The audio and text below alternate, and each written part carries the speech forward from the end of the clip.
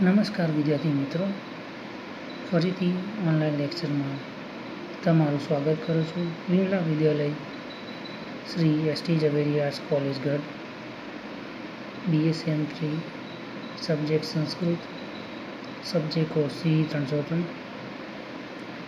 રઘુવંશનો 14મો સર્ગ, એથી 50 શ્લોક અને વ્યાકરણ તમારા વિષયનો અભ્યાસક્રમ છે. તો વિદ્યાર્થી મિત્રો, આમાં આપણે રઘુવંશના 14મા સર્ગ તેમના આવતા શ્લોકો વિશે ભાષાંતર સમજ્યા પછી તેની શ્લોકોનું રેફરન્સ આવતા તેનું પણ આપણે ચર્ચા કર્યા બાદ આપણે પ્રશ્નોત્તરી પર ચર્ચા આવ્યા હતા. પ્રશ્નોત્તરીની ચર્ચા કરતા આપણે રઘુવંશના લાસ્ટ પ્રશ્ન, રઘુવંશના 14મા સર્ગનું રસદર્શન અથવા તો સીતાનો સર્ગનું કાવ્ય સૌંદર્ય વિશે ચર્ચા કરી હતી, જેમાં કવિ કાલિદાસે સુંદર નિરૂપણ કરેલું છે 14મા સર્ગનું. ત્યારબાદ હવે આપણે રઘુવંશના એક બીજા પ્રશ્ન વિશે આજે ચર્ચા કરીશું, જે પ્રશ્નનું નામ છે, આપણે હવે જોઈએ.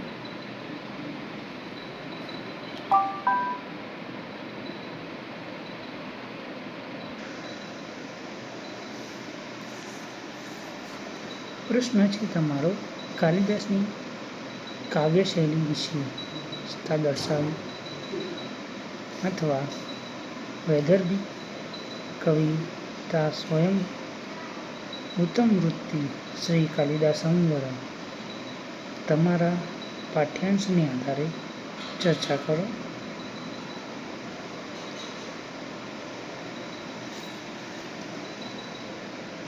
કાલિદાસની કૃતિઓમાં વાણી અને સંપૃક્તતા હોય છે. તેના શબ્દો અને અર્થને એટલી ચોક્કસ અને સંપૂર્ણ રીતે રજૂ કરીએ છે કે તેની કૃતિઓમાં એક પણ શબ્દને ખસેડી તેને પર્યાય પણ મૂકતા અર્થની બધી જ જીવંતતા ચાલી જાય છે. શ્રી BK ઠાકોર યોગ્ય રીતે જ તેના શબ્દને ઊંડેલી રોનક કહ્યા છે. શબ્દોને શોધવા માટે જરાય થોભવું પડતું નથી.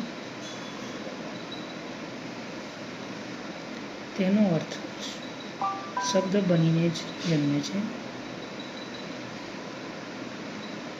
લાઘવ એટલે કાલિદાસની શૈલીનું વિશિષ્ટ લક્ષણ લાઘવ છે.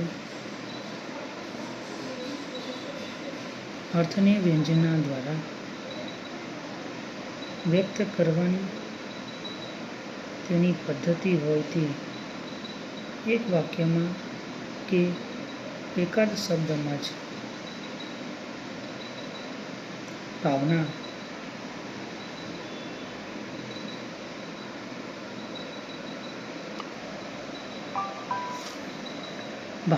અને સૌંદર્યમાં તેની સંપૂર્ણ સૂક્ષ્મતા અને ઊંડાણની સાથે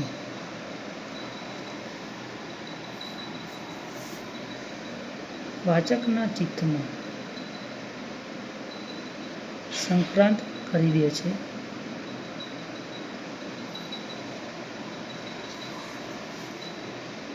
લક્ષ્મણના મૌનમાં પારાવાર વેદના પડેલી છે.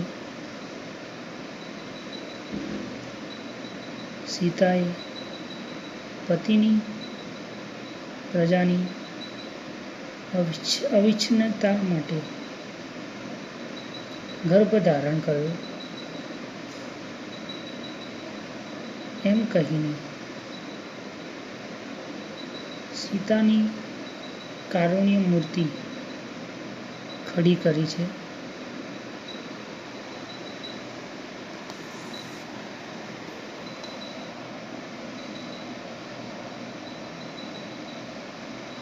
રામ કુશારવશી સહૃદયચંદ્રની જેમ સબાષ્પ બન્યો.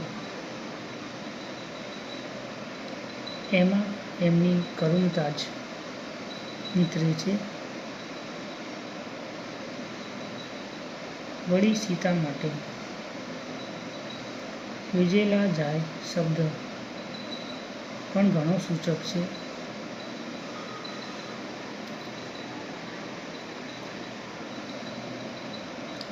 વૈદર્ભી શૈલીમાં કાલિદાસની ભાષામાં પ્રસાદ સમાર્થ સૌકામાર્તા ઓજસ કાંતિ વગેરે ગુણો રહેલા છે. આવા ગુણોવાળી શૈલીને વૈદર્ભી શૈલી કહેવાય છે.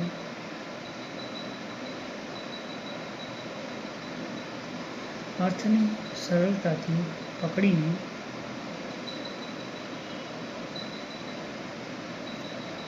ભાવનારૂપ બનતી તેની વાણી પ્રસન્નતાથી વહે છે અને ચિત્તમાં તેમાં સંપૂર્ણ રીતે ડૂબી જાય છે.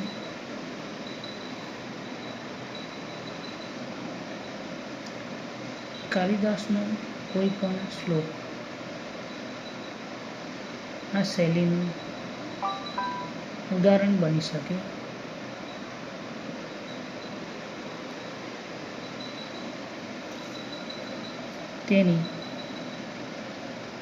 તેનાથ વાદ્યોલમ બરો અપમુખેન રાજ્ઞઃ શિવમ સાવરજસ્યમ ભૂયતામ મહોદમ ભૂતમ કષ્ટતાર પ્રબોધ કે નૃત્યમ મયુરા કુસુમાની વૃક્ષા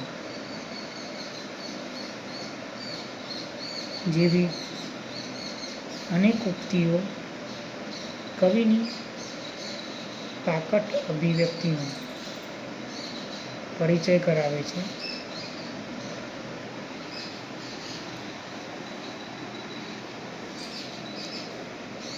વર્ણનો કાલિદાસ તેની સ્વાભાવિક ઉર્મિ અને ઉત્તમ કલ્પના શક્તિથી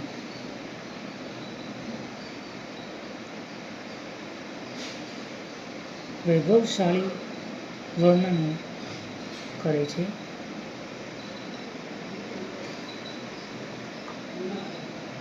તેનું વિવિધ શાસ્ત્રોનું જ્ઞાન,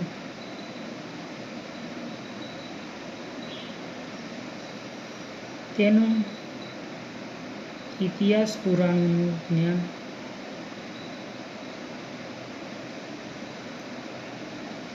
ઉર્મિમય દર્શન અને કલ્પના સુંદર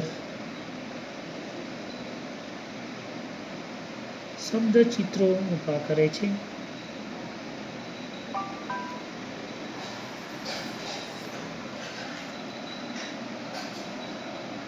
વર્ણનોમાં માનવ પ્રકૃતિની એકતા,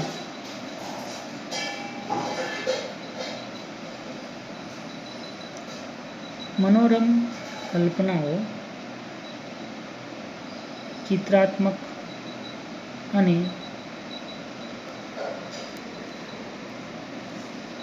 વૈવિધ્ય હોય છે.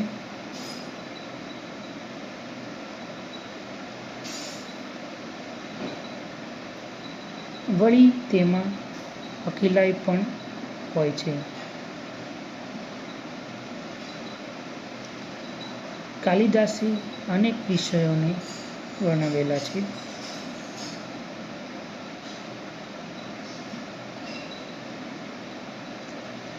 કુમાર સંભવમાંનું, હિમાલયનું કે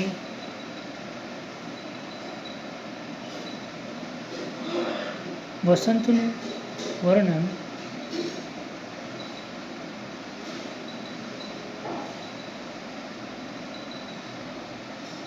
પાર્વતી કે સમાધિસ્થ શિવનું વર્ણન,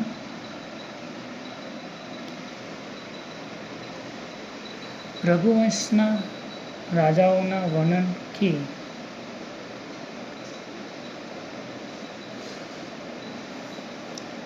મેઘદૂતના પર્વતો, નદીઓ અને નગરોના વર્ણન જોતા જણાશે કે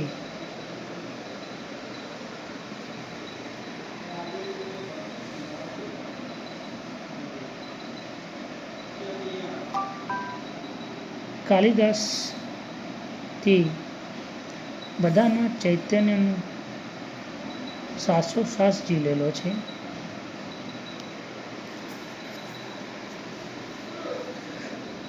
ચૌદમા સર્ગમાં નિશાચરોલુપ્તકાળના શ્લોકમાં વાંચતા જ ચિત્તાની વેદનાની તીવ્રતા એકદમ સચોટ બને છે.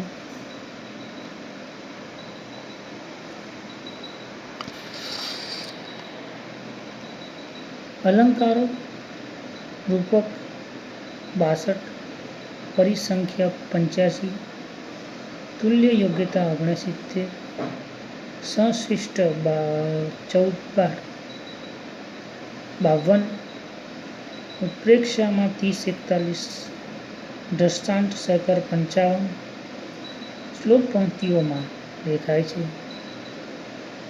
તેમાં તેના શ્લોકો ભાવનું રૂપ, લય અને સંગીતને ધારણ કરે છે. તેની ભાષા વર્ણન, કલ્પનાના ચિત્રો, સ્તુતિ, વિનંતી, આશીર્વાદ વગેરે બધા જ ભાવોનો અનુરૂપ શૈલી પકડી શકે છે. આમાં વૈદર્ભિક કવિતામ સ્વયં વૃત્તિમ શ્રી કાલિદાસમ વરમ એ કથન સાચું છે. એ વિશિષ્ટ લયવાળા સમાસો સહથી કે તતથી શરૂ થતા શ્લોક અને સ્વાભાવિક અનુપ્રાસ કાલિદાસની કાવ્યબાણીને ઝટ ઓળખાવી આપે છે. કાલિદાસની ઉપમા પરથી સર્વોત્કૃષ્ટ મનાય છે. ઉપમા કાલિદાસ્ય કઈ રસિકોએ આ તદ્દન સામાન્ય જણાતા અલંકારમાં કાલિદાસને સાધેલી સર્વોત્કૃષ્ટતાનો નિર્દેશ છે.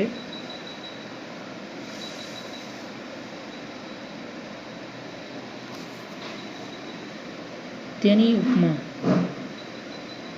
સર્વાંગપૂર્ણ અને સચોટ હોય છે. ઉપમાન ઉપમેયમાં માત્ર અમુક બાબતમાં જ નહીં પણ મોટે ભાગે જાતિ વચન જેવા બાહ્ય સ્વરૂપોમાં પણ સંવાદિત હોય છે. તેની ઉપમાઓ ધ્વનિપૂર્ણ હોય છે. તેની ઉપમાઓ પાત્રોના માનસિક વાતાવરણ કે બાહ્ય વાતાવરણને અનુરૂપ હોવી ઘણી જ ઔચિત્યપૂર્ણ હોય છે. આ ઉપરાંત તેની ઉપમાઓ મનોવૈજ્ઞાનિક હેતુ સિદ્ધ કરે છે. એક ચમત્કારમાં વર્ણન વિષયને કાલિદાસે ઉપમા દ્વારા વિશાળ અને ઉન્નત વ્યક્તિત્વ અર્પી શકે છે. તેની ઉપમા પણ કાવ્યને પરમ સંવાદ તરીકે દોરી જવામાં સહાય કરે છે. કવિની ઉપમાઓ સર્વાંગ સુંદર હોય છે. તેના ઉપમાઓ અનેક સાધારણ ધર્મની દ્રષ્ટિએ ઉપમેયને યોગ્ય હોય છે. પરંતુ લિંગ વચન જેવા બાહ્ય ચિહ્નોમાં પણ ઉપમા તથા ઉપમેયનું એકપણું તેમાં જોઈ શકાય છે.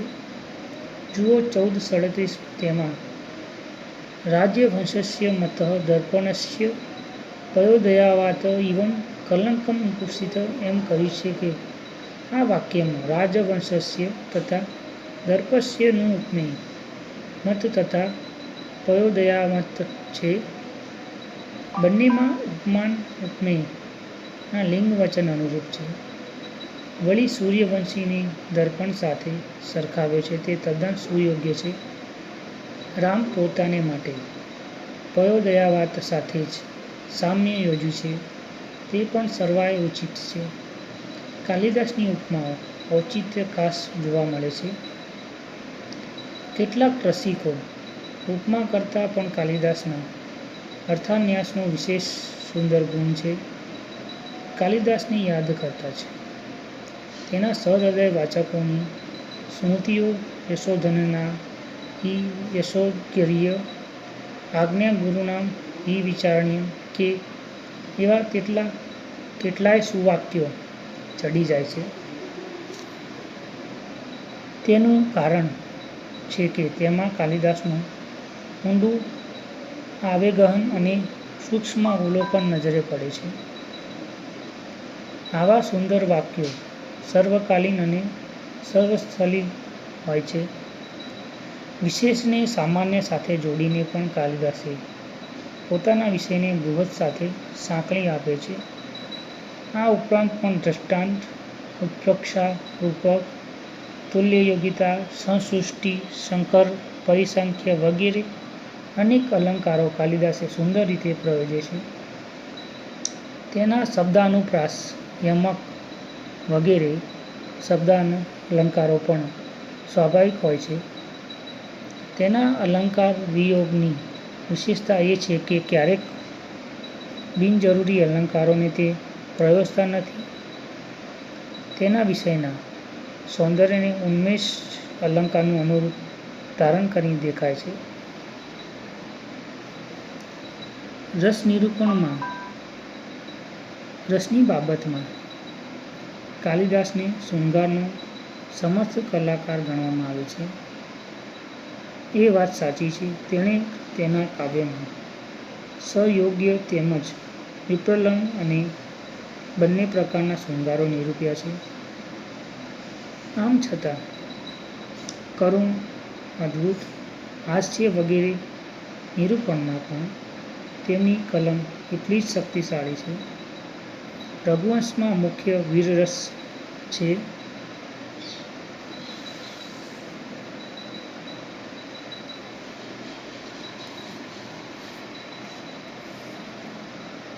આમાં છતાં અજવિલાપમાં અરુણ રસ તો દિલીપ પરીક્ષા વખતે પ્રિયવંદના ગંધર્વના પ્રસંગમાં તથા કૌત્સના પ્રસંગમાં અદ્ભુત રસ છે. સીતા ત્યાગમાં કરુણ તથા વાલ્મીકીના આશ્વાસનમાં વાત્સલ્ય રસ છે. આમ રઘુવંશમાં પણ અનેક રસોનું નિરૂપણ થયેલું છે.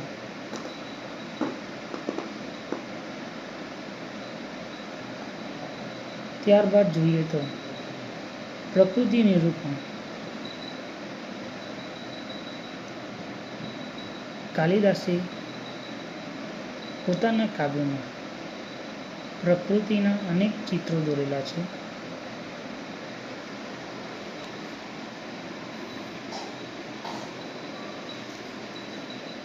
તેને માટે માનવ જીવન અને પ્રકૃતિ ઘનિષ્ઠ રીતે સંકળાયેલી છે.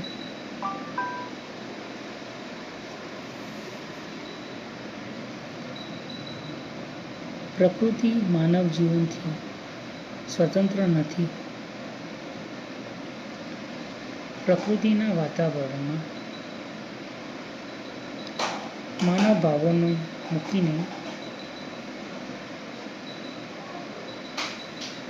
મૂકી દઈએ તો તેમને અસરકારક બનાવે છે.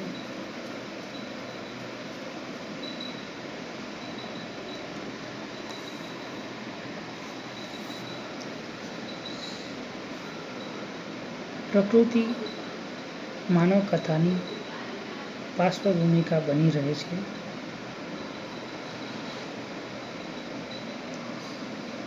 એટલું જ નહીં,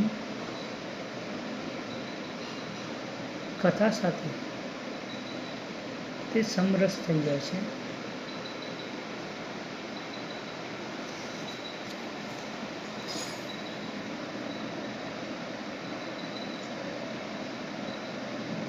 પ્રકૃતિ વિના માનવ કથા ભાગી પડે એવું રાસાયણિક સંમિશ્રણ જોવા મળે છે.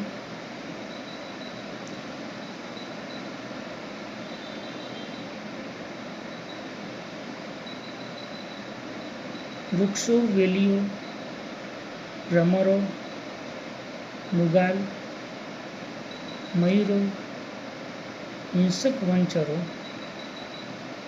વગેરે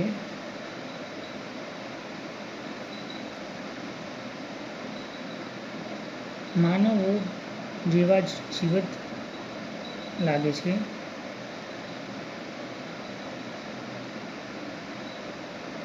અને માનવો પ્રકૃતિ જેવા જ ચેતનવંતા તથા તાજગીવાળા લાગે છે. કાલિદાસના પ્રાકૃતિક વર્ણનો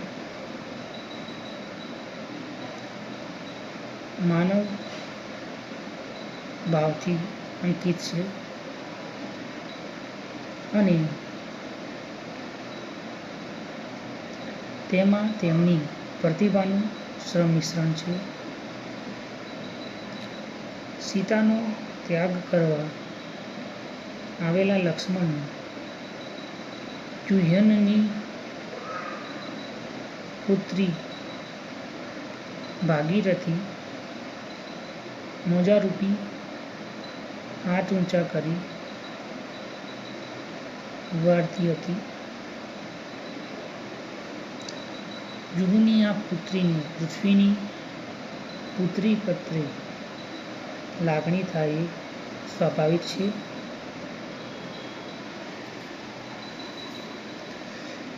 કવિ પ્રકૃતિમાંથી અનેક ઉપમાનો પ્રયોજે છે. અનેક મનોહર ઉપમાઓનો આકાર આપ્યો છે.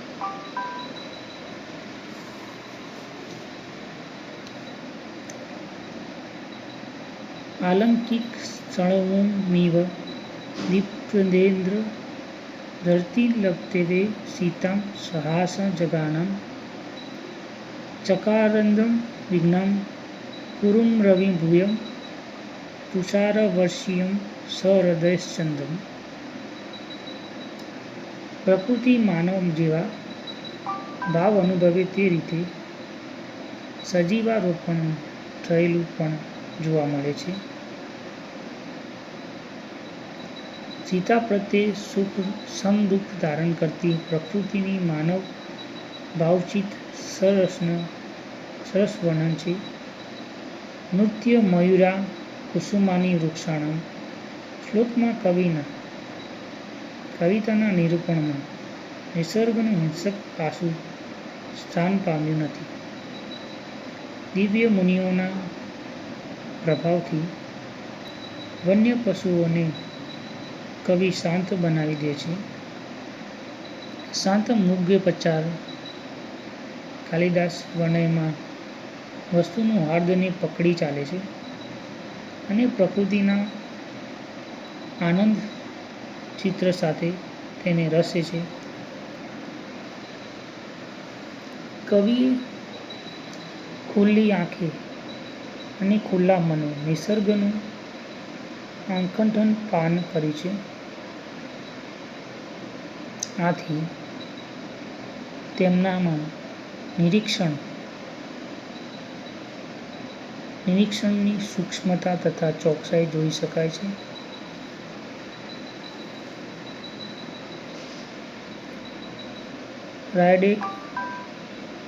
રાયડેરે યોગ્ય રીતે કહ્યું છે કે પૃથ્વી પર યોગ્ય જ કોઈ માનવી હશે જેણે કાલિદાસને જેવું સૂક્ષ્મ અને ચોકસાઈભર્યું પ્રાકૃતિક નિરૂપણ કર્યું હોય. જોકે તે ચોકસાઈ વૈજ્ઞાનિક નહીં પણ કવિની હતી. કવિતાના વિલાસમાં આમ કાલિદાસની શૈલી ઘણી જ મનોરમ હોવાથી યોગ્ય રીતે જ તેને કવિતા કાવ્યનો વિલાસ કહેવામાં આવે છે. કવિ તરીકે વસ્તુસ્પર્શ અનુભવવામાં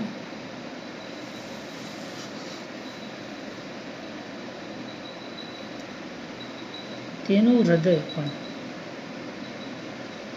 સંવેદનપૂર્ણ છે.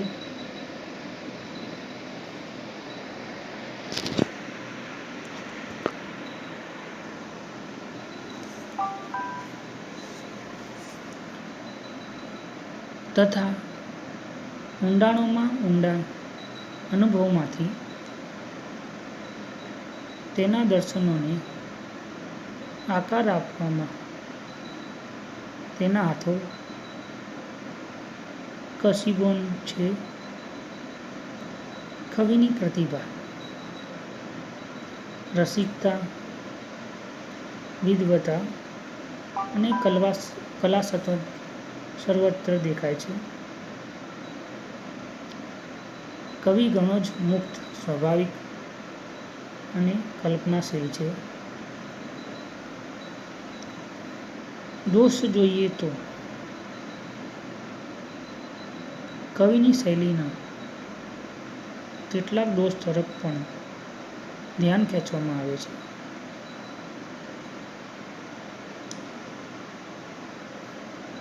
ત્રંબકમ તઃ પાયતમ પ્રથમમાસં પ્રપયંસં યા નૃસહચાકાર જેવામાં કવિએ વ્યાકરણ શુદ્ધિ જાળવી નથી, તો બીજી બાજુથી હસ્તિનાપુરના સ્થાપક હસ્તિન રાજાના પૂર્વજ દુષ્યંતના નગરને હસ્તિનાપુર કહીને કાલ વ્યતિરેકનો દોષ પણ વહ્યો છે એમ કહેવામાં આવે છે. આમ છતાં કવિની ઉજ્જવળ પ્રતિભાની દ્રષ્ટિએ તો આ નાના દોષો તેના ગુણ સન્નિપાતમાં ડૂબી જાય છે. તો અહીં કાલિદાસના આ પ્રશ્નમાં કાલિદાસની શૈલીમાં પ્રાકૃતિક અને સૌંદર્ય તેનું વર્ણન પ્રકૃતિમાં એટલો ઓતપ્રોત થઈ જાય છે કે તે કાલિદાસે તેના વર્ણન માનવ જીવન પ્રકૃતિ સાથે વાતાવરણમાં ભળી જાય તેવું વર્ણન કવિ કાલિદાસે આ પ્રશ્નમાં કાલિદાસની શૈલીમાં તેમણે કરી છે. તેમાં આવતા કવિતા વિલાસી કાલિદાસની શૈલીમાં મનોરમ યોગ્ય રીતે કવિતા કામિનીની વિલાસ કહેવામાં પણ આવેલું છે.